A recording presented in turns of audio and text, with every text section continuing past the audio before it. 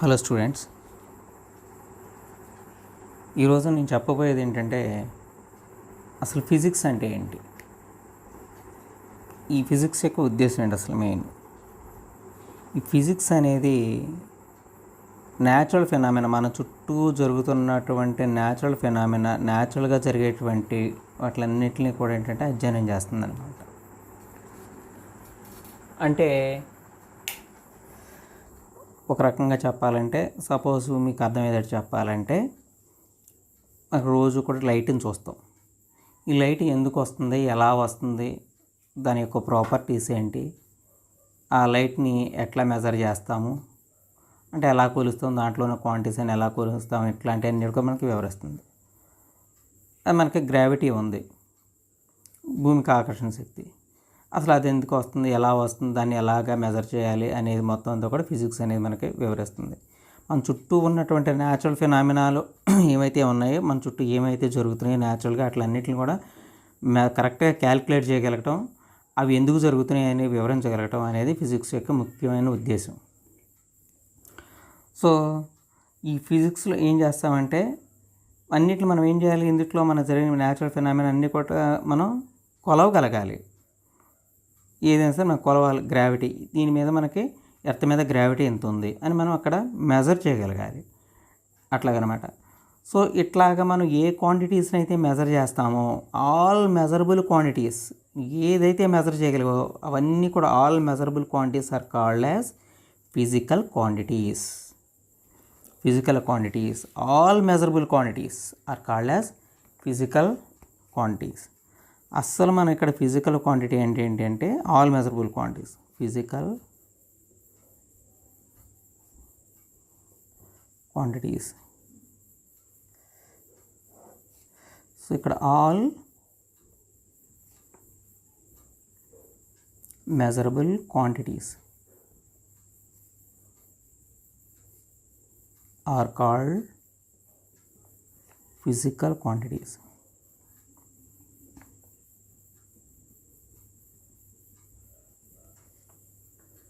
Physical quantity, all measurable quantities are called as physical quantities. Okay, అంటే ఇప్పుడు measure చేస్తాము అంటే ఎట్లాగా, కొన్ని మెజర్ చేయలేనటువంటి క్వాంటిటీస్ ఆ physical quantities Rao. For example మనకు వచ్చేసరికి యాంగ్రీ, మనకున్న కోపాన్ని మనం మెజర్ చేయలేము, ఫిజికల్గా మనం మెజర్ చేయలేము. వీడికి ఎంత కోపం ఉందని చెప్పేసి మనం ఇలా చెప్పలేము. So it is not a physical quantity. అట్లాగనమాట మనకున్నటువంటి లవ్ అండ్ ఎఫెక్షన్ ఇట్లాంటివన్నీ కూడా ఏంటంటే ఫిజికల్ క్వాంటిటీస్లోకి మనకు రావు. సో మనం ఏవైతే మెజర్ చేయగలుగుతామో అవన్నీ కూడా physical quantities. For example length we can measure the length. So length is a physical quantity. Light, intensity of light ఎంత తీవ్రత ఉందో, ఎంత కాంతి ఉంది ఏంటి అనేది, దాని కాంతి తీవ్రతను మనం మెజర్ చేయొచ్చు. So it is a physical quantity. Acceleration due to gravity ఎంత ఉంది ఏంటి అని మనం మెజర్ చేయొచ్చు. It is a physical quantity. అట్లాగా మనం చూసుకుంటూ ఉంటే ఏదైనా సరే మన weight we can measure it. So hence it is a physical quantity. Next mass we can measure it. It is a physical quantity. So any measurable quantity is called as a physical quantity. ఇప్పుడు ఈ క్వాంటిటీస్ని ఏం చేయాలంటే ఇక్కడ మనం measure చేయాలి. Measure చేయాలంటే అన్నీ ఒకే విధంగా మెజర్ చేస్తే బాగుంటుందా? ఏ ఫిజికల్ క్వాంటిటీకి ఆ ఫిజికల్ క్వాంటిటీ కరెక్ట్గా ఉండే విధంగా, అంటే ఒక్కొక్క ఫిజికల్ క్వాంటిటీస్ని ఒక్కొక్క విధంగా మెజర్ చేస్తే బాగుంటుందా, అన్నింటిని ఒకే రకంగా మెజర్ చేస్తే బాగుంటుందా? అన్నింటిని ఒకే రకంగా మెజర్ చేసాం అనుకోండి, మనకి ఏ ఫిజికల్ క్వాంటిటీ ఏంటో మనకు తెలియదు. సపోజ్ టైంని, లెంగ్త్ని ఒకే విధంగా మెజర్ చేసాం. టైంని మనం సెకండ్స్లో చెప్తాం, లెంగ్త్ని కూడా సెకండ్స్లో చెప్పాం అనుకోండి, మనకు అది లెంగ్త్ ఏంటో టైం ఏంటో తెలియదు, మనం చెప్పేది ఏంటో కూడా తెలియదు. కనుక ఏంటంటే మనకు వచ్చేసరికి ఒక్కొక్క ఫిజికల్ క్వాంటిటీకి ఒక్కొక్క రకంగా మెజర్ చేస్తాం. మనం ఎలా మెజర్ చేస్తాం అనే దాన్ని మనం ఏంటంటే యూనిట్ అని చెప్పేసి అంటాం. అంటే ఒక్కొక్క ఫిజికల్ క్వాంటిటీస్ని ఒక్కొక్క యూనిట్స్లో మెజర్ చేస్తూ ఉంటాం అన్నమాట. ఫర్ ఎగ్జాంపుల్ మనకి లెంగ్త్ జనరల్గా మనకు తెలిసినవి చూసుకుంటే, లెంగ్త్ ఉంది, పొడవు ఉంది, సెంటీమీటర్స్లో మెజర్ చేస్తాం, లేదా మనం మీటర్లో మెజర్ చేస్తాం, లేదా కిలోమీటర్లో మెజర్ చేస్తాం. ఇవన్నీ నేను చెప్తాను ఒకసారి సిస్టమ్స్ ఎలా వస్తాయి ఏంటి అనేది. అదే మనకి వెయిట్ ఉంది, వెయిట్ అంటే ఇక్కడ వెయిట్ వేరు, మాస్ ఉంది, గ్రాముల్లో మెజర్ చేస్తాం, కిలోగ్రాములుగా మెజర్ చేస్తాం, అట్లాగా. అదేవిధంగా మనకి టైం ఉంది, ఈ టైంకి వచ్చేసరికి సెకండ్స్లో మెజర్ చేస్తాం, అట్లాగనమాట. ఒక్కొక్క ఫిజికల్ క్వాంటిటీకి ఒక్కొక్క డిఫరెంట్గా మనం మెజర్ చేస్తాం. సో ఏదైనా సరే ఒక ఫిజికల్ క్వాంటిటీకి వచ్చేసరికి సపోజ్ నేను ఒక లెంగ్త్ అనే ఫిజికల్ క్వాంటిటీ తీసుకుంటాను. ఫర్ ఎగ్జాంపుల్ మీకు అంత అర్థం అవడం కోసం నేను 10 కిలోమీటర్స్ అనేదాన్ని ఇది ఒక లెంగ్త్ అనమాట. 10 కిలోమీటర్స్ అనేది ఒక పొడవు, దాన్ని మనం తీసుకున్నాం లెంగ్త్. దీంట్లోకి మనకు చూస్తే కరెక్ట్గా వచ్చేసరికి 2 కనబడతాయి. ఇక్కడ ఒక న్యూమరికల్ వాల్యూ అనేది ఒకటి కనబడుతుంది కంపల్సరీగా. ఒకటి ఏంటంటే మనకి కిలోమీటర్, కేఎం అంటే కిలోమీటర్ అనమాట. ఈ కిలోమీటర్ అనేది ఒకటి కనపడుతుంది, ఈ న్యూమరికల్ వాల్యూ కనపడుతుంది, కిలోమీటర్ అనేది 2 కనపడుతుంది. సో ఇక్కడ కిలోమీటర్ అనేదాన్ని ఏమంటే యూనిట్ అంటాం. దాన్ని కిలోమీటర్ అంటే ఒక ఫిక్స్డ్ లెంగ్త్, ఎంత ఫిక్స్డ్ లెంగ్త్ అయితే ఇంత ఇక్కడ నుంచి ఇక్కడికంటే 1000 మీటర్స్, అలా ఫిక్స్డ్ లెంగ్త్ని మనం ఏంటంటే మనం కిలోమీటర్ అని చెప్పేసి మనం పెట్టుకున్నాం. అలాంటి యూనిట్లు ఎన్ని ఉన్నాయి? 10 ఉన్నాయి. ఇది న్యూమరికల్ వాల్యూ. యాక్చువల్గా ఈ న్యూమరికల్ వాల్యూని మనం ఏంటంటే మ్యాగ్నిట్యూడ్ అంటారు. చాలామందికి ఏంటంటే మ్యాగ్నిట్యూడ్ అంటే కొంచెం డౌట్ ఉంటుంది. ఇవన్నీ వెక్టార్స్లో అట్లు అన్నిట్లు కూడా వస్తూ ఉంటాయి. అసలు స్పష్టంగా వినండి, అసలు తెలుసుకోండి. దీన్ని ఇక్కడ ఏంటంటే మ్యాగ్నిట్యూడ్ అనాలి. ఇలాంటి కిలోమీటర్లు ఎన్ని ఉన్నాయి? 10 ఉన్నాయి. సో ఈ 10 ఉన్నాయి కాబట్టి this numerical value is called as magnitude అంటాం. ఇదేమో యూనిట్ అనమాట, ఇక్కడ యూనిట్ అనమాట. సో ఈ టోటల్కి ఇదంతా ఏంటి? ఒక ఫిజికల్ క్వాంటిటీ మనం మెజర్ చేసాం, ఒక ఫిజికల్ క్వాంటిటీ. సపోజ్ నేను ఏంటంటే 20 అవర్స్ అన్నాను ఇలాగా, ఇది ఒక టైం నేను మెజర్ చేశాను. 20 అవర్స్ ఆఫ్ టైం అని చెప్పేసి నేను ఇలా మెజర్ చేశాను. ఈ హవర్ అనేది ఏంటంటే మనకు వచ్చేసరికి ఇక్కడ అవర్ అనేది ఏంటి? ఒక యూనిట్ అనమాట. అంటే మనకి 3600 సెకండ్స్ అయితే మనం 1 అవర్ అని చెప్పేసి అంటాం. అట్లాంటి అవర్స్ ఎన్ని ఉన్నాయి? 20 ఉన్నాయి. This is the magnitude, this is the unit. ఇట్లాగనమాట 20 అవర్స్ యూనిట్, మ్యాగ్నిట్యూడ్, ఇలా 2 ఉన్నాయి. సో మీరు మన జనరల్గా ఏ ఫిజికల్ క్వాంటిటీస్ తీసుకున్నా అంటే ఎక్సెప్ట్ కొన్ని ఫిజికల్ క్వాంటిటీస్కి ఏంటంటే మనకి యూనిట్స్ ఉండవు. అవి ఏ కేసెస్లో ఉండవో ఏంటో, ఎందుకు ఉండవు అనేది నేను చెప్తాను, వివరంగా చెప్తాను. సో మనకి జనరల్గా ఫిజికల్ క్వాంటిటీస్కి మనం తీసుకుంటే మనకి ఎట్లా ఉంటుందంటే మనకి physical quantity is equal to, ఇక్కడ మనం ఏం చేయాలి? మ్యాగ్నిట్యూడ్ ఇంటూ, ఇక్కడ ఏ సింబల్ లేకపోతే మన ఇంటూ ఉన్నట్టు, ఇంటూ మనకి యూనిట్ ఇట్లా వస్తుంది అనమాట. So physical quantity is equal to magnitude into మనకి యూనిట్, ఇలా రాస్తాం అనమాట. అంటే ఆ యూనిట్లు ఎన్ని ఉన్నాయో చెప్పేది మన మ్యాగ్నిట్యూడ్. పర్టికులర్ యూనిట్స్ ఎన్ని అయితే ఉన్నాయో చెప్పేది ఒక మనకు వచ్చేది మ్యాగ్నిట్యూడ్. ఓకే, ఇలా ఉంది. ఇప్పుడు మనం జాగ్రత్తగా చూద్దాం. ఇప్పుడు నేనేం చేస్తానంటే మనకి మిల్లీమీటర్ మనకు తెలిసిన వాటితో మనం ఈజీ టు డిఫికల్టీకి వెళ్దాం. ఫస్ట్ తెలిసిన వాటితోనే మనం బిగిన్ చేద్దాం. ఇప్పుడు మనకందరికీ తెలుసు మిల్లీమీటర్ అంటే తెలుసు. మిల్లీమీటర్ మన ఎంఎం అని చెప్తాం. దీన్ని మిల్లీమీటర్ అనేది ఏంటంటే చాలా చిన్నగా ఉంటుంది. మిల్లీమీటర్ కంటే ఇలాంటి 10 మిల్లీమీటర్స్ కానీ వేసామనుకోండి ఏమవుతుంది? 1 సెంటీమీటర్ వస్తుంది. సెంటీమీటర్ అనేది మిల్లీమీటర్ కన్నా కొంచెం పెద్ద మెజర్మెంట్ అనమాట. అలాంటి మనకు 100 సెంటీమీటర్స్ వేసామనుకోండి అంత వస్తుంది, 1 మీటర్ వస్తుంది అనమాట. మీటర్ అనేది సెంటీమీటర్ కన్నా ఇంకా పెద్దది. అలాంటిది మనం 1000 సెంటీమీటర్స్ వేసామనుకోండి మనకి ఎంత వస్తుంది? 1 km వస్తుంది, కిలోమీటర్ వస్తుంది. కిలోమీటర్ ఇంకా పెద్దది. ఇక్కడ ఒక విషయం కానీ మనకేం జాగ్రత్తగా చూస్తే ఇప్పుడు ఇదంతా కూడా దీన్ని బట్టి ఈ యొక్క ఇన్ఫర్మేషన్ బట్టి ఒక చిన్న టెస్ట్ చేద్దాం. ఒక చిన్న విషయం చూద్దాం. సపోజ్ నేను 2 కిలోమీటర్స్ అంట. 2 కిలోమీటర్స్ అనే ఫిజికల్ క్వాంటిటీస్ని తీసుకున్నాను.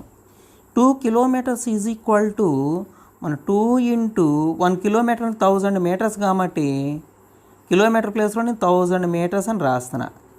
అంటే 2000 మీటర్స్ వచ్చింది. సో మనకి 2 కిలోమీటర్స్ ఈజ్ ఈక్వల్ టు మనకి ఇక్కడ 2000 మీటర్స్ అనేది వచ్చింది. ఇక్కడ చూడండి, ఈ ఫిజికల్గా ఈ యూనిట్కి వచ్చేసరికి కిలోమీటర్ అనేది ఏంటంటే బిగ్గర్ యూనిట్, ఇది ఏంటంటే స్మాలర్ యూనిట్. ఈ 2 కంపేర్ చేస్తే మీటర్ అనేది స్మాలర్ యూనిట్, ఇక్కడ కిలోమీటర్ అనేది bigger unit.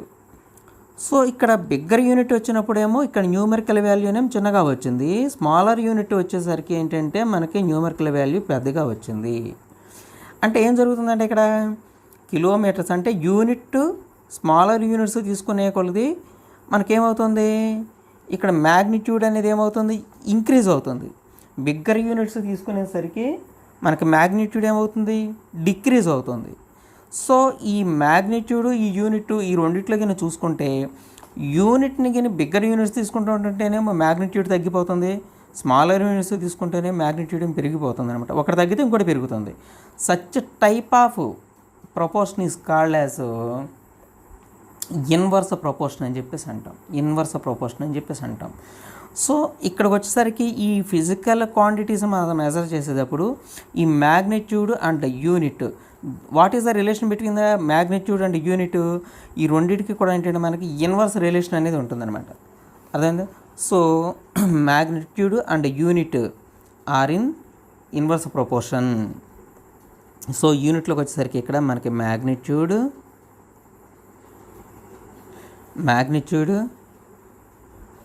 And unit are in inverse proportion.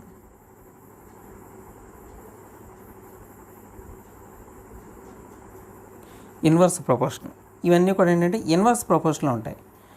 So ఇక్కడ ఒక రకంగా చెప్పాలంటే నేను ఇట్లా రాయొచ్చు, దీన్ని మనకి మ్యాథమెటికల్గా ఇలా రాయొచ్చు. Suppose physical quantity P is equal to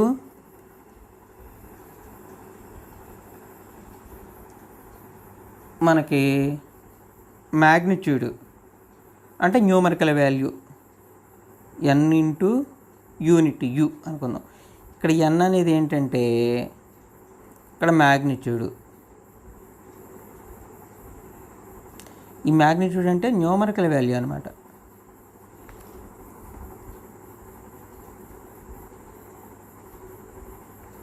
ఇక్కడ u అంటే యూనిట్ ఇది. So n is proportional to inversely proportional to u. So n increase అయితే u తగ్గాలి, u తగ్గితే n పెరగాలి. సో దీన్ని మనకి ఇన్వర్స్ ప్రపోర్షనల్ మనకి రాసేటప్పుడు ఎట్లా రాస్తామంటే ఇక్కడ so n1/n2 is equal to u2/u1 ఇలా వస్తుంది relation. Or otherwise cross multiplication చేస్తే n1u1 is equal to n2u2 వస్తుంది ఇది. సో ఒక యూనిట్ తీసుకున్నప్పుడు కానీ దాని యొక్క న్యూమరికల్ వాల్యూకిను ఒక physical quantity particular physical quantity తీసుకున్నప్పుడు దాని న్యూమరికల్ వాల్యూకిను దాని యూనిట్కి ఉన్న రిలేషన్ ఏంటంటే ఇట్లా వస్తుంది. నేను మ్యాథమెటికల్ ఫిజిక్స్ మీద కూడా నేను కొన్ని వీడియోస్ చేసి పెడతాను.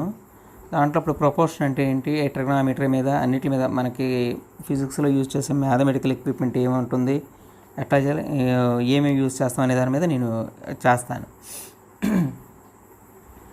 ఇట్లాగనమాట ఇట్లా వస్తుంది.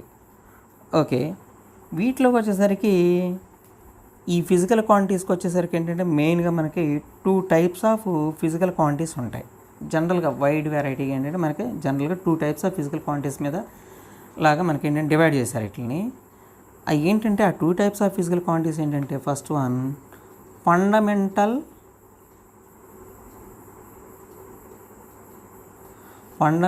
Quantities.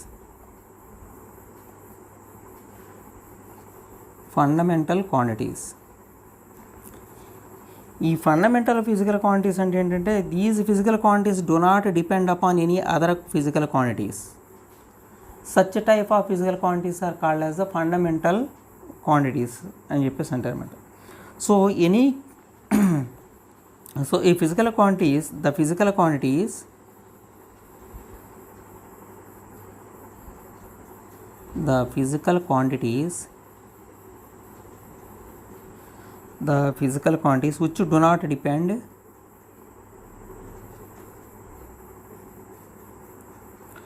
which do not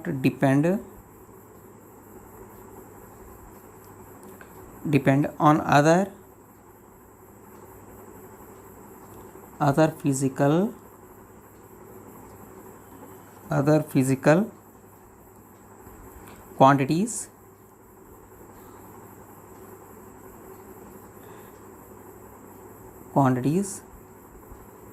are called fundamental quantities. Fundamental quantities.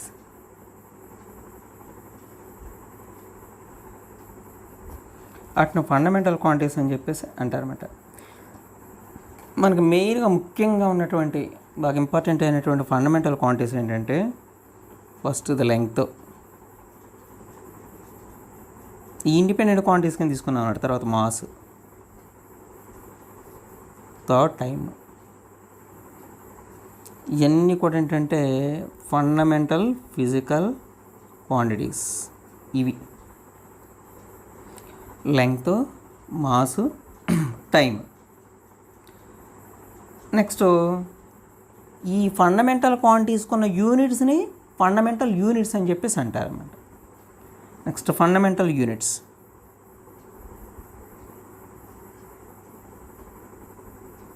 Fundamental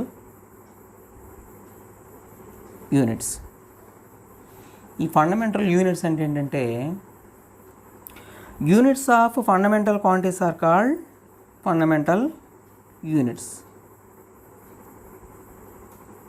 units of fundamental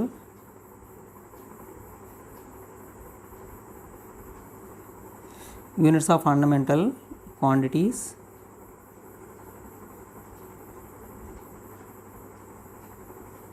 are called fundamental units.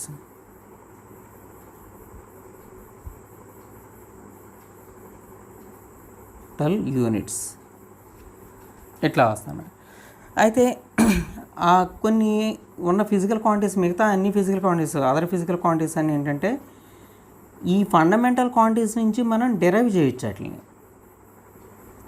అంటే we can express all other physical quantities in terms of the fundamental quantities. Those are called as derived quantities అని చెప్పేసి అంటారు. Those are called as derived quantities. So the physical quantities which can be derived from the fundamental quantities are called derived quantities. derived quantities అని చెప్పేసి అంటారు. So ఇందులో వచ్చేసరికి derived quantities.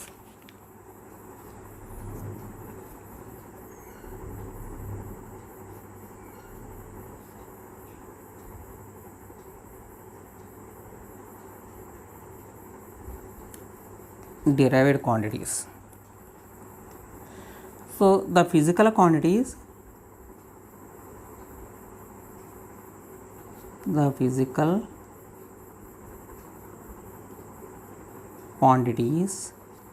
which can be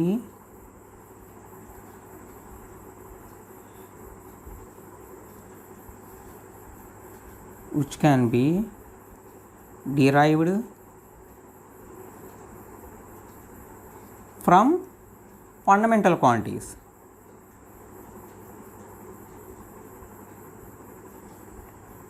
Fundamental quantities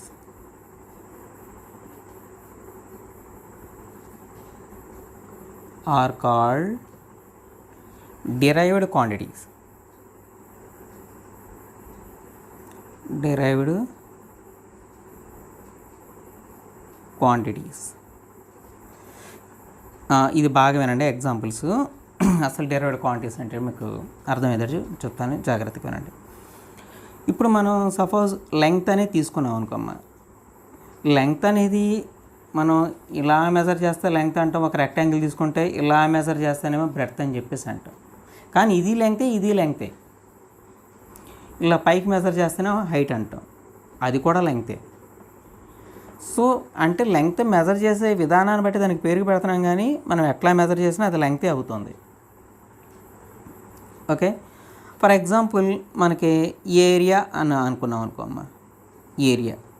area of rectangle అందరికీ తెలుసు కాబట్టి, చాలామందికి ఎక్కువ తెలుసు కాబట్టి నేను చెప్తున్నాను. ఏరియా దాని ఫార్ములా ఏంటి? లెంగ్త్ ఇంటూ బ్రెడ్త్ అనేది formula. Area is equal to ఇప్పుడు ఈ లెంగ్త్ అనేది దేంట్లో మెజర్ చేస్తాం, లెంగ్త్లోనే మెజర్ చేస్తాం. బ్రెడ్త్ని కూడా లెంగ్త్లోనే, సెంటీమీటర్లోనో మీటర్లోనో కిలోమీటర్లో అలా లెంగ్త్ ఇన్ టర్మ్స్ ఆఫ్ లెంగ్త్లోనే మెజర్ చేస్తాం. అంటే ఏరియా అనేది దేని మీద డిపెండ్ అయింది, 2 లెంగ్త్ల మీద డిపెండ్ అయ్యింది. అంటే బ్రెడ్త్ అనే లెంగ్త్ మీద, లెంగ్త్ అనే లెంగ్త్ మీద 2 లెంగ్త్ల మీద డిపెండ్ అయింది ఏరియా అనేది. సో దీని యూనిట్స్ ఎలా రాసుకోవచ్చు మనం, దీనికి యూనిట్స్ కింద రాస్తే సిజిఎస్ యూనిట్స్ అనుకోండి, చెప్తాను. సిజిఎస్ యూనిట్స్ అంటే, ఎంకేఎస్ యూనిట్స్ అంటే తర్వాత నెమ్మదిగా చెప్తాను మొత్తం నేను. ఇప్పుడు సిజిఎస్ యూనిట్స్లో అంటే సిజిఎస్ లెంగ్త్కి ఏమో సెంటీమీటరు, అదేవిధంగా మాస్కి ఏమో గ్రాములు, నెక్స్ట్ టైంకి ఏమో సెకండ్స్ అనమాట. ఎంకేఎస్ యూనిట్స్ అనుకున్నాం అనుకోమ్మా, లెంగ్త్కి ఏమో మీటర్సు, మాస్కి ఏమో కేజెస్, టైంకి ఏమో సెకండ్స్. ఇప్పుడు ఇదే విధంగా ఇక్కడ సిజిఎస్ యూనిట్స్కి మనం తీసుకుంటే ఇక్కడ ఎలా రాయొచ్చు దీన్ని, సెంటీమీటర్లో మెజర్ చేస్తాం కాబట్టి సెంటీమీటర్ ఇంటూ, ఇది కూడా సెంటీమీటర్లో మెజర్ చేస్తాం కాబట్టి సెంటీమీటర్, కనుక centimetre into centimetre, centimetre square అవుతుంది. సో దీని యూనిట్ ఏమొస్తుంది, సెంటీమీటర్ స్క్వేర్ వస్తుంది అనమాట. అంటే ఏరియాకి దానికి ఇండిపెండెంట్గా, దాని ప్రత్యేకంగా అసలు దేనితోనూ డిపెండ్ అవ్వకుండా ఇండిపెండెంట్గా ఒక యూనిట్ అంటూ లేదు. అంటే దీని యూనిట్ని దేంట్లో ఎక్స్ప్రెస్ చేసాం మనం, సెంటీమీటర్లోనే ఎక్స్ప్రెస్ చేసాం, సెంటీమీటర్ స్క్వేర్లోనే ఎక్స్ప్రెస్ చేసాం మనం. సో ఈ విధంగా సెంటీమీటర్ మీద డిపెండ్ అయి ఉంటుంది ఏరియా ఆఫ్ యూనిట్ అనేది. సో అందుకే దీని it is called as a derived quantity అవుతుంది అనమాట. ఫర్ ఎగ్జాంపుల్ వాల్యూమ్ అనేసాం, volume is equal to volume of, suppose మనం ఇవి వేసుకున్నాం అనుకోండి, రెక్టాంగులర్ బాక్స్ లేకపోతే ఏదైనా ఒకటి వేసుకున్నాం అనుకోండి, volume of cuboid. Volume of క్యూబాయిడ్కి మన ఫార్ములా ఏంటి, length into breadth into height. So మనకి యూనిట్ కింద మనకని రాయాలనుకోండి, ఇక్కడ సిజిఎస్ యూనిటే రాస్తున్నాను.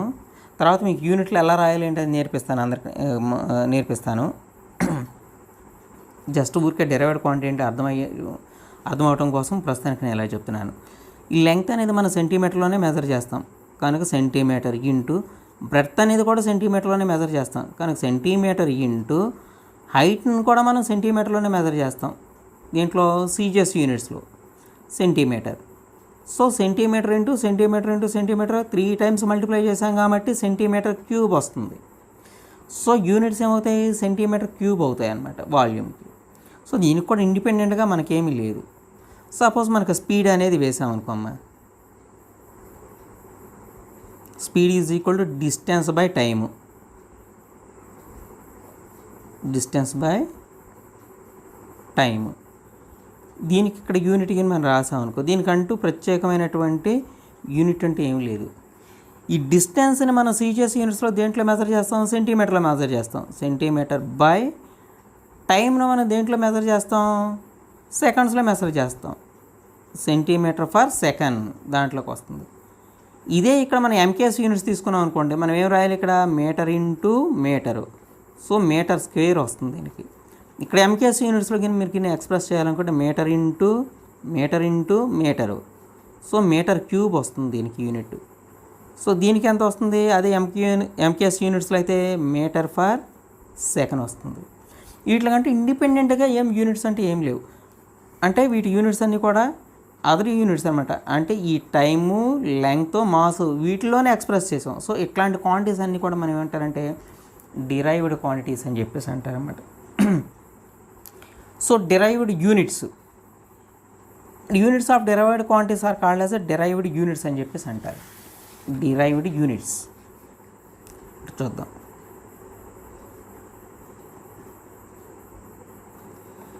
Derived units of derived quantities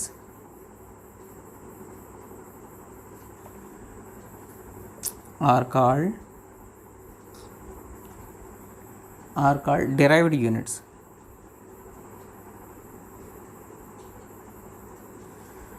Are called derived units అన్నమాట ఇవి. సో ఫండమెంటల్ క్వాంటిటీస్ అంటే ఏంటో, ఫండమెంటల్ యూనిట్స్ అంటే ఏంటి, డిరైవ్డ్ క్వాంటిటీస్ అంటే ఏంటి, డిరైవ్డ్ యూనిట్స్ అంటే ఏంటి అనేది ఇప్పుడు వరకు మనం డిస్కస్ చేసుకుందా. నెక్స్ట్ క్లాస్కి వచ్చేసరికి మనకి యూనిట్స్ మనం ఎట్లా రాయాలి, మనకి ఫిజికల్ క్వాంటిటీ ఇచ్చినప్పుడు యూనిట్స్ అనేది ఎట్లా రాయాలి అనేది నేను వీడియో పెడతాను. Okay, thank you.